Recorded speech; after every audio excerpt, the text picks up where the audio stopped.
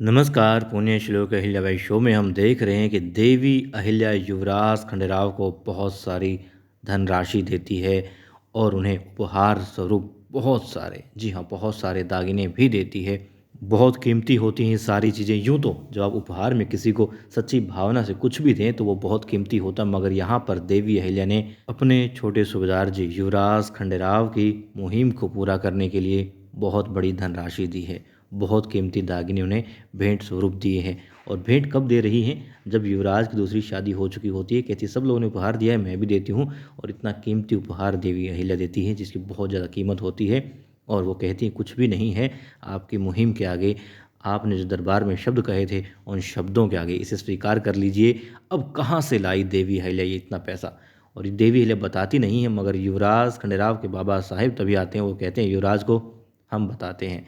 अब मल्हार राव सूबेदार जी बताएंगे कि आखिर देवी के पास इतना सारा पैसा, इतनी सारी धनराशि कहाँ से आई और क्यों वो दे रही। जान चुके हैं युवराज खंडेराव, मगर कहाँ से आई ये जानना चाहते हैं। तो कहाँ से आई? देखिए, एक चीज़ तो ये, क्योंकि देवी अहिल्या ने समाज को बहुत कुछ दिया है, इस मानवता के लिए बहुत कुछ किया है। वहीं मानव जाति किस तरीके से प्रगति कर सकती है, खुशहाल जीवन जी सकती है, रास्ते बनाए देवी अहिल्या ने और उन पर चलना भी सिखाया। अब हो सकता है यहाँ पर ये बात भी निकल कर के आई, मुझे लग रहा है पूरा, कि देवी अहिल्या ने जब से महल में आई है तब से, मतलब रिश्ता हो गया, शादी हो गई, उसके बाद से हर सदस्य को सदस्य के रिश्ते के नाम से एक धनराशि दी जाती है। फिर उनका जो पद होता है, पद के हिसाब से उन्हें धनराशि मिलती है।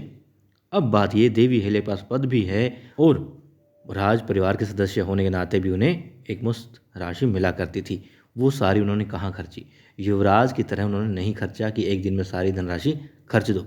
वो थोड़ा थोड़ा बेशक समाज सेवा में लगाती रही हों या फिर निजी खर्च में लगाती रही हों, अपने आसपास के लोगों के लिए लगाती रही हों, मगर उन्होंने बहुत सारी सेविंग की है। और यहाँ पर देवी अहिल्या ये भी बताएंगी, जितना मुझे लग रहा है, कि आप जो आज बचत करते हैं कल की वो कमाई होती है।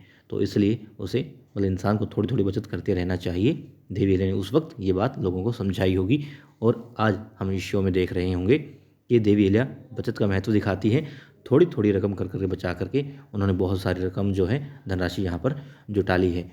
और इसीलिए देवी अहिल्या ये धनराशि युवराज खंडेराव को दे पा रही हैं। और साथ में युवराज खंडेराव भी इस बात को समझेंगे कि एक मुश्त राशि को खर्च नहीं करना चाहिए, भविष्य के लिए संजोकर रखना चाहिए। क्योंकि युवराज खंडेराव पिता बनने जा रहे हैं तो उनके ऊपर और भी जिम्मेदारियां बढ़ने वाली हैं। युवराज भी हैं, पति भी हैं, दो पत्नियों के, और अब पिता भी बनने वाले हैं।